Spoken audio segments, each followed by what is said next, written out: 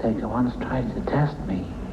I ate his liver with some fava beans and a nice Chianti. The Silence of the Lambs. Psycho. Oh, after 17 years. The Maltese Falcon. What do these three films have in common? Well, they all contain some of the most unforgettable villains in movie history. And villains are the subject of this special show, which we're calling Villains So Bad, They're Good. I'm Roger Ebert of the Chicago Sun-Times. And I'm Gene Siskel of the Chicago Tribune. Why a show about villains? Well, they're more interesting than heroes. They're more critical to an action movie's success than the good guys. And how movie villains have changed over the years may tell us something about our culture and ourselves. And at the end of this special show, Roger and I will each pick our favorite villain in movie history. And you're going to get some good rental ideas out of this show. All of these titles that we're going to be mentioning are available on home video. But first, back to that point about villains driving action pictures. Do you doubt it? Consider some of the most popular movies of recent years. In Fatal Attraction, Glenn Close was the extramarital affair that wouldn't take a hike. Showing up at my appointment! What am I supposed to do? You won't answer my calls. You changed your number. I'm not going to be ignored, Dan. Alan Rickman seemed a whole lot smarter and more stylish than Bruce Willis in the original Die Hard. Nice suit. John Phillips, London. I have two myself. Rumor has it Arafat devised his death. Sharon Stone launched a major film career after a decade of B movies by playing a femme fatale in Basic Instinct. Killing isn't like smoking. You can quit. And Tommy Lee Jones and Gary Busey were great bad guys in Under Siege. Why?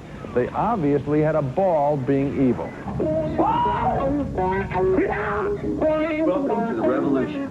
And enjoying being evil, I think, is a key to any successful villain. Smile as you do evil, and we'll stand in line to see you defeated. And let's face it, with some of these characters, we want them to win. You know, you're absolutely right. And oftentimes in the movies, the villain is more charming, more sophisticated, better dressed done well than the hero, who's usually some grungy guy that looks like he needs a hand. And I think that that's an improvement over some of the villains in the past. If you look in the golden era of movies, I think frequently they didn't give enough color to villains. I think this sort of, you know, iconic villain was often the way it was done. Yeah, villains have been so important in film history that you could almost argue there wouldn't be movies without them. Film is the most dynamic storytelling medium known to man, and it lends itself to melodrama and conflict. Good guys versus bad guys. One of the first really big hit films, 1903's The Great Train Robbery, seemed so realistic that some audience members ducked under their seats when the bad guy fired his pistol. Gangsters came into their own in the 30s with stylized ways of dressing and speaking. James Cagney's work in Public Enemy may actually have influenced the way that real gangsters behave. You're yellow.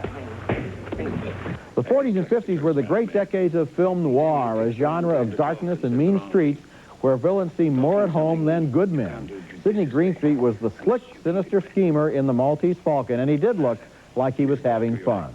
I tell you right out, I'm a man who likes talking to a man who likes to talk.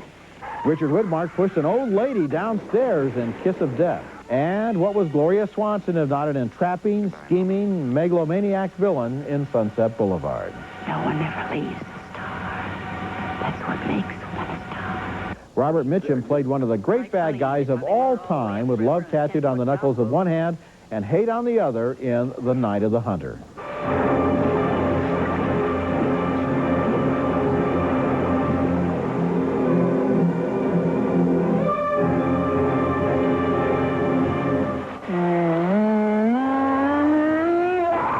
By the 1960s, Alfred Hitchcock was experimenting with villains who were not simply evil, but also twisted and strange, like Anthony Perkins in Psycho. And in the 70s, a character like the one John Huston played in Chinatown was not simply bad on his own, but represented evil undercurrents in society at large. You may think you know what you're dealing with, but believe me, you don't.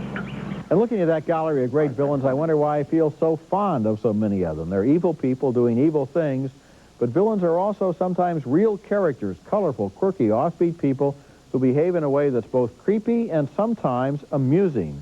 As evil as he is, Norman Bates, the killer in Psycho, is also a great work of the imagination. You know, I think with Psycho, I think what Hitchcock really kicked off is that evil is clearly among us now in ways that it's never been before. People are in great danger of being killed by some strange person. And starting with Psycho, I think we are now getting a deeper investigation into the psychosis of evil. What makes up these strange people? It used to be that villains, it was their business to be evil. They were bank robbers, they were gangsters, it was their job. Now it's something people. Inside, it's in their soul. They're people, they do sick things.